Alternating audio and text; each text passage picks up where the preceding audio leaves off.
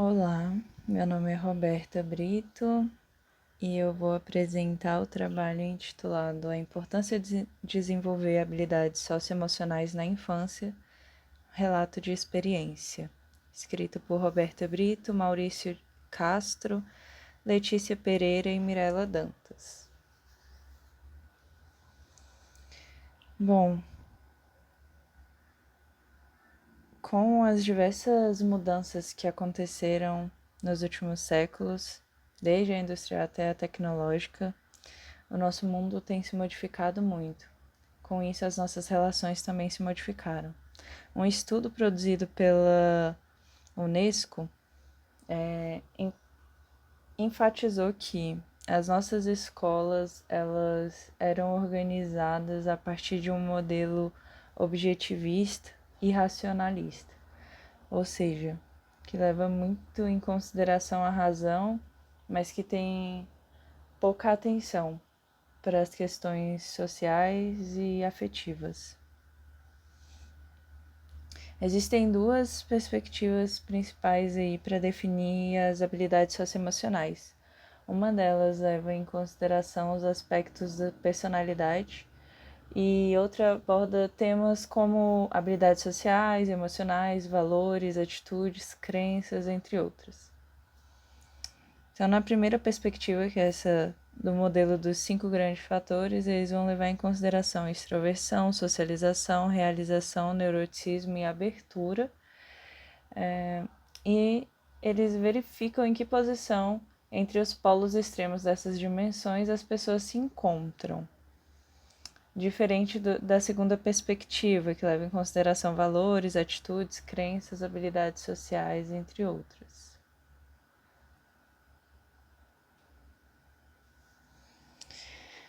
A CASEL, uma entidade sem fins lucrativos formada por pesquisadores, define habilidades socioemocionais como comportamentais, como aquisição e aplicação de um repertório de competências cognitivas, afetivas e comportamentais para a compreensão e manejo das emoções em situações sociais, a fim de atingir objetivos positivos, estabelecer e manter relacionamentos saudáveis e tomar decisões responsáveis.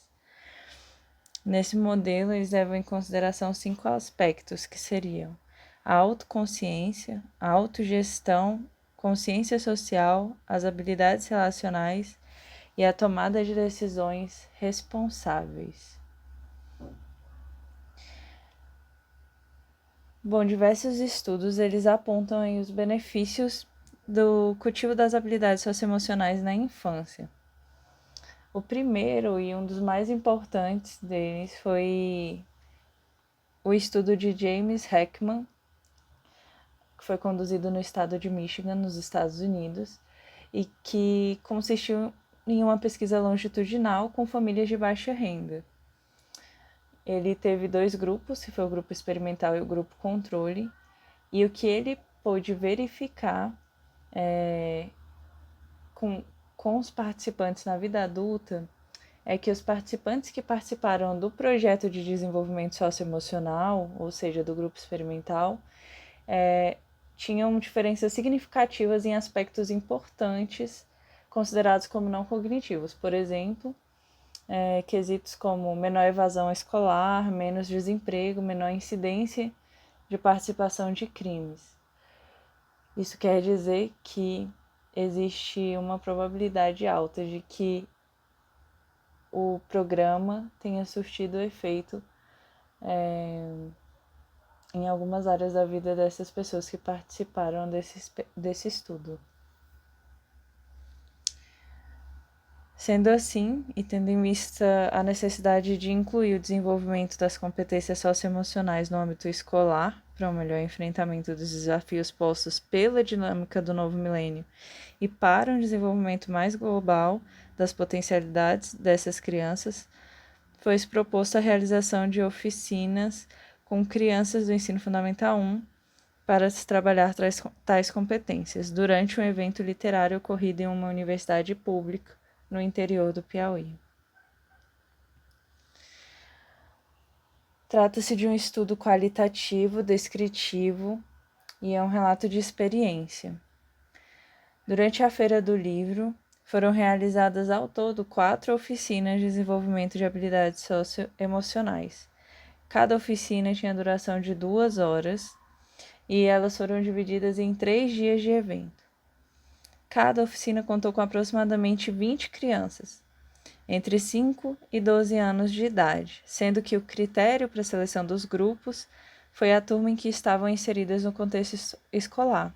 Portanto, a diferença de idade entre os participantes não variou mais do que 2 anos por grupo, fato que colaborou para a coesão grupal. O modelo de intervenção ele foi baseado no The Ruler Approach, que leva em consideração 5 aspectos: reconhecimento, compreensão, nomeação, expressão e regulação das emoções. O modelo que a gente utilizou foi um modelo adaptado, proposto por Ricard, se chama Currículo de Alfabetização Emocional. Esse modelo, na verdade, ele é aplicado por um período de médio prazo em escolas, então a gente teve que adaptar ele um pouquinho para promover ele em uma oficina de 2 horas. E ele leva em consideração 5 aspectos, que seria conexão pessoal, conexão com o mundo, parceria escola-família, conexão criativa e estratégias de enfrentamento. Como a gente fez o modelo de oficina, como eu acabei de falar, alguns desses passos não foram realizados, como, por exemplo, a parceria escola-família, já que trabalhamos somente com as crianças.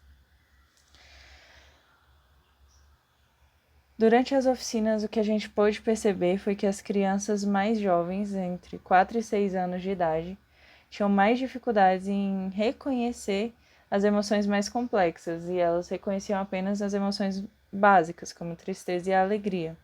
Já as crianças de 7 a 12 anos, elas reconhecem e conseguem expressar emoções básicas e mais complexas. Isso demonstra uma evolução aí no processo de reconhecimento da criança das suas próprias emoções e até mesmo no processo de aprender a expressar e lidar com as próprias emoções e as emoções dos outros.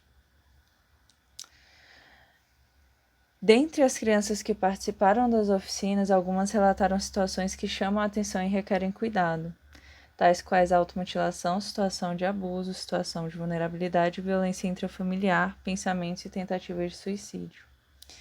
Aqui a gente divide comportamento em 2 frentes. O comportamento internalizante, que seria o comportamento de ansiedade, o comportamento mais depressivo, e o comportamento externalizante, que é aquele em que a criança consegue expor o que ela sente, de alguma forma. Um fator relevante e que extrapola os limites desse relato de experiência, esse que estava presente no relato das crianças, está relacionado ao aumento dos últimos 10 anos na taxa de suicídio e automutilação entre crianças de 10 a 14 anos de idade. Esses dados tornam-se ainda mais agravantes quando se trata de adolescentes, fato que motivou inclusive o Ministério da Saúde a criar um Plano Nacional de Prevenção ao Suicídio. Então a gente entende que essa oficina, essa intervenção, ela foi também uma forma de possibilitar que essas crianças elas pudessem falar sobre aquilo que estava afetando elas, e elas se sentiram confortáveis para isso. Considerações finais. Então a gente tem que habilidades sociais, elas podem promover sim uma maior qualidade de vida e ainda mais importante do que isso é a prevenção de danos futuros, né?